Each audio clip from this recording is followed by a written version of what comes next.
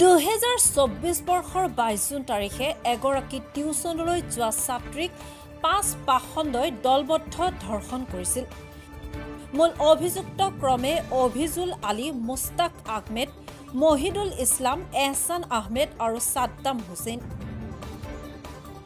ঘটনা বিৱৰণী প্ৰকাশ যে ৰাজ্য কঁপাই যোৱা মাজবাটৰ জঘন্য দলবদ্ধ ধৰ্ষণ কাণ্ডৰ ঘটনা সংঘটিত হৈছিল।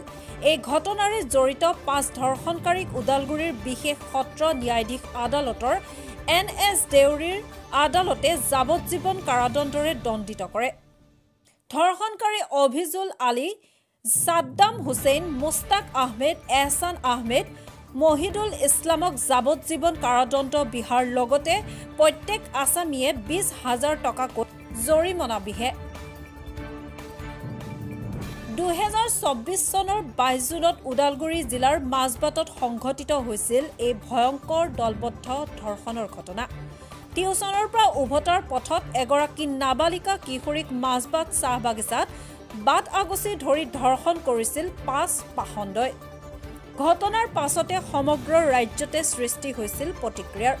দোষীক কঠোৰ শাস্তিৰ দাবীত প্ৰতিবাদত উত্তাল হৈছিল সমগ্ৰ ওদালগুৰি জিলা। উত্তেজিত জনতাই জ্বলাই দিছিল ধৰ্ষণকাৰী অভিজুল আলীৰ বাসগৃহ।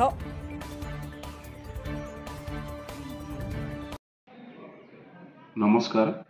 আজি অনাৰেবল স্পেচিয়েল জাজ ওদালগুৰি NS দেউৰী আদালতে এটা গেং ৰেপ গোচৰত আসামী আবিজুল আলী, সাদ্দাম হুছেইন, মহিদুল ইছলাম, মুস্তাক আহমেদ আৰু এহছান আহমেদক সশ্ৰম যাৱজ্জীৱন কাৰাদণ্ড বিহে আৰু প্ৰত্যেক আসামীকে 20,000 টকাকৈ জৰিমনা বিহে। এই গোচৰটো আছিলে যোৱা ইংৰাজী 22/6/2024 তাৰিখে সংঘটিত হোৱা এটা দলবদ্ধ ধৰ্ষণৰ ঘটনা।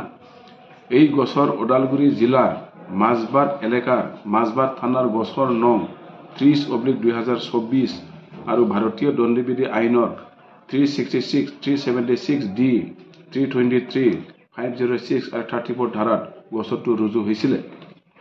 ঘটনাৰ বিৱৰণ মতে গোচৰীয়াৰ ভতিজী ছোৱালী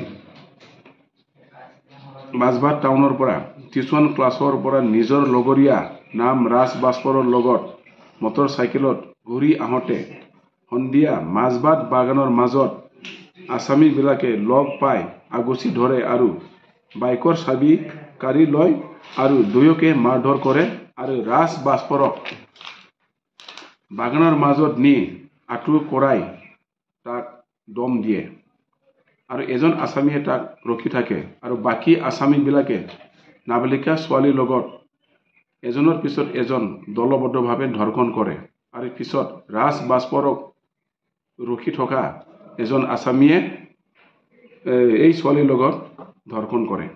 এই জঘন্য কাণ্ড সংঘটিত কৰিছিলে এই গোটেই 5জন আসামীয়ে। আজি আদালতে গোটেই সাক্ষীবাদী চাই আসামী আবিজুল আলী, সাদ্দাম হুছেইন, মুস্তাক আহমেদ, মহিদুল ইছলাম আৰু এহছান আহমেদক সশ্ৰম যাৱজ্জীৱন কাৰাদণ্ড বিহে আৰু লগতে 20,000 টকাকৈ জৰিমনা বিহে।